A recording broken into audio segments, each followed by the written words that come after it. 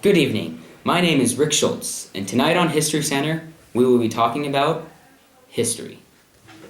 Tonight on History Center, we'll be taking a blast to the past in 1892, during the Gilded Age when the Homestead Strike was taking place. We'll be taking you to our on-the-spot reporter, Dewey McJewerson, in Pittsburgh, Pennsylvania, 1892. How's it looking there, Dewey? Thanks, Rick. And good afternoon, viewers. This is Dewey McJewerson coming to you live from 1892, Pittsburgh, Pennsylvania. Today we are going to be looking at the Homestead Strike. Wow, Dewey, it's looking pretty hectic down there. Do you think you could get us an interview with one of the strikers? Sure thing, Rick. Excuse me, sir. Yeah. What is your view on the strike that's happening right now? Well, at first, it just seemed like, they weren't treating us fair, doubling production and all that. But I don't know, everyone's doing it, so I think I'm probably going to start joining pretty soon. I'm sick of these conditions. That seems pretty terrible. Can I pull you aside for a few questions quick? Yeah, I suppose. No problem. All right, I'm here with Mr. Willie Rambles, here talking about the strike.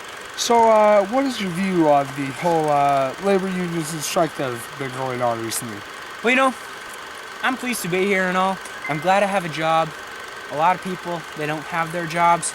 But when the stinking government, well, not so much the government, when the owners of Carnegie Steel Factory, they come and they tell us that we have to work more than we already are with the wages we have, only $5 a day, that's unacceptable. And so I think a strike is necessary to put them back in line. All right.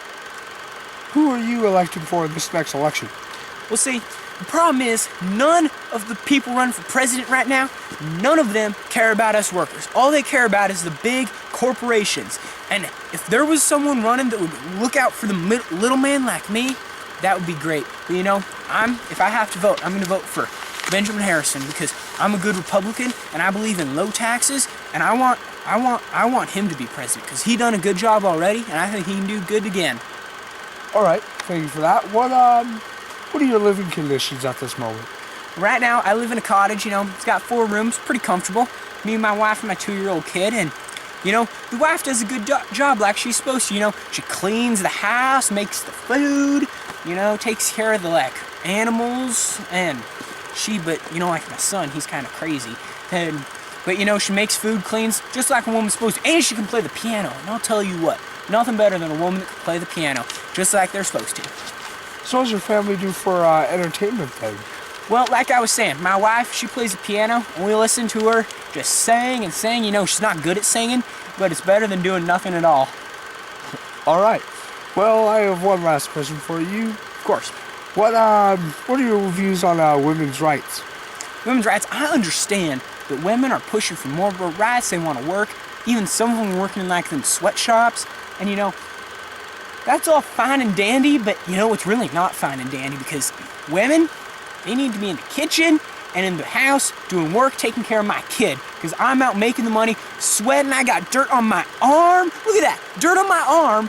And then my wife, she's at home in her little apron thing, and she needs to be doing her housework. Because when I come home and I want to listen to her play the piano, but she hasn't done any housework and I have to tell her to do the housework, then I can't listen to her play the piano. My week's ruined. My night, I just can't do it. I agree with that. I guess, do you read? Do I read? I read the Bible occasionally, but I'm so busy with all this dang work they're giving me out here. I don't hardly have time to read. What's your weekly work? Weekly work? Well, I just come to the sawmill, it's right in near Pittsburgh. It's on the outskirts in a little place called Homestead. I understand that's what they're calling the strike, a homestead strike. And, well, I come to work and I work the steel mill, help make steel, because apparently the Navy is using our steel and stuff, so we got to make it really good, otherwise then the Frenchies are going to take it. Amen to that, brother. Yeah. So, what is your view of the future? The future? Well, I have hopes for the future. I hope that I will be able to hold a steady job, take care of my wife and kids, so my wife, Lord willing, she won't have to work. I don't want her to have to work. I want her to just stay home, do cleaning, cooking, and all that good stuff for me. So I can get home, have a nice big T-bone steak, and, that's the thing. You know, the future looks bright. Blue sky, nice and bright. It's bright. This July, you know, it's independence, you know, independence coming up and Independence Day. And I can see America going great places, especially if Benjamin Harrison's elected. Well, thank you for your words. Thank you very much. Strike!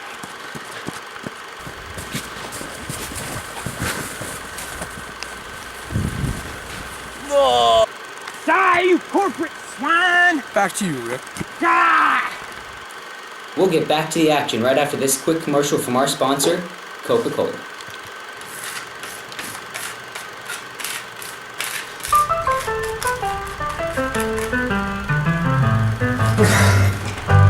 Are you tired of doing lines? Yeah. Well, I have a solution for you. Coke Man!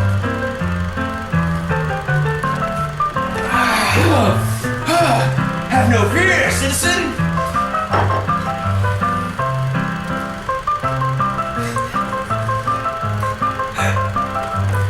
Coke Man! Da, da, da, da! Have a Coke and no more lines for you, citizen! I can feel the buzz! Feel the buzz!